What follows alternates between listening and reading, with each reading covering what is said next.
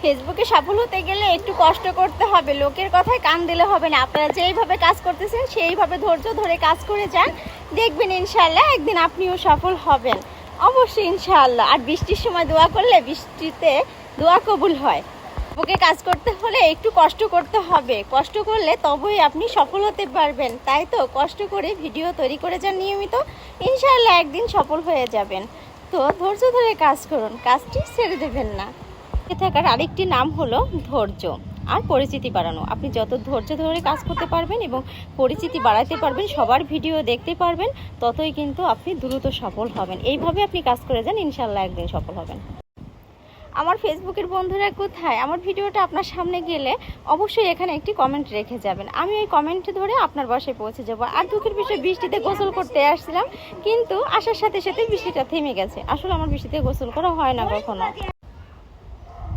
আপনারা যারা সংসার সামলিয়ে নিজে কিছু করতে চান তাদেরকে বলবো ফেসবুকে একটি পেজ খুলুন। পেজ খুলে সেখানে আপনারা সুন্দর সুন্দর ভিডিও তৈরি করুন এবং সেখান থেকে মাস শেষে সুন্দর একটি অ্যামাউন্ট পান। আর কিন্তু ঘরে বসে থাকবেন না। আমার ফেসবুকের সকল ভাইয়া আপুদেরকে জানাই মন থেকে ভালোবাসা ও শত শত ফুলের শুভেচ্ছা, আমাকে ভালোবেসে সাপোর্ট করে এতদূর এগিয়ে নেওয়ার জন্য। তো সবাই ভালো থাকবেন, সুস্থ থাকবেন, বেশি বেশি করে সাপোর্ট করবেন, আমিও আপনাদেরকে ইনশাআল্লাহ সাপোর্ট করে যাব। আল্লাহ হাফিজ। স্টার সেন্টারদের কাছ থেকে যদি আপনি ভালোবাসা পেতে চান তাহলে অবশ্যই কিন্তু আপনাকে স্টার সেন্টারদের ভিডিও দেখতে হবে এবং স্টার সেন্টারকেও কিন্তু সাপোর্ট করতে হবে। আর তারা আপনাকে দিন শেষে ফুলের ভালোবাসা দিয়ে যাবে। তো অবশ্যই আপনারা স্টার সেন্টারের সাথে যুক্ত হয়ে যাবেন আজ থেকে। ফেসবুকে যারা কাজ করছেন অলরেডি নতুন, তারা কখনোই কিন্তু মন খারাপ করবেন না। যখন আপনার পেজের বয়সটা 1 বছর হয়ে যাবে তখন কিন্তু আপনার কাজ করতে আগ্রহ বেড়ে যাবে। তাই তো বলছি, আপনারা 5 মাস 6 মাস কাজ করে থেমে যাবেন না। আপনারা ধৈর্য ধরে 1 বছর অন্তত পক্ষে কাজ করে যান, তারপরে দেখবেন কতটা ভালো লাগে ফেসবুকে কাজ করতে। ভিডিওতে হ্যাশট্যাগ শো করা কতটা জরুরি সেটা কি আপনি জানেন? জানলে কিন্তু অবাক হবেন।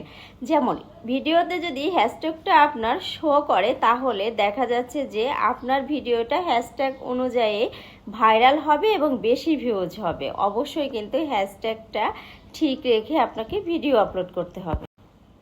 আপনি যদি ফেসবুকের একজন নতুন কন্টেন্ট ক্রিয়েটর হন তাহলে আপনাকে একটি বিষয় মাথায় রাখতে হবে, আপাতত আর কিছু আপনাকে চিন্তা করতে হবে না। সেই একটি বিষয় মাথায় কি রাখতে হবে? আপনার শুধু ভিডিও আপলোড করার চিন্তা করতে হবে। আপনাকে শুধু অ্যাক্টিভ দেখাতে হবে ফেসবুকে, বাকিটা আল্লাহর হাতে এবং ফেসবুকের হাতে। ফেসবুক মামাকে যদি আপনি ফেসবুকে অ্যাক্টিভ দেখাতে চান তাহলে শত ব্যস্ততার মাঝেও কিন্তু ভিডিও তৈরি করে আপলোড করে যান, তাহলে ফেসবুক মামা আপনাকে অ্যাক্টিভ ধরে নেবেন এবং আপনাকে কিন্তু ভাইরাল করে দেবেন। তো যাই হোক, আমাকে দেখুন আমি কাজের ফাঁকে এই তো ভিডিও তৈরি করে নিলাম। তো সবাই এইভাবে ভিডিও তৈরি করবেন, কখনোই কিন্তু আপনারা অ্যাক্টিভ থাকাটা বন্ধ করবেন না।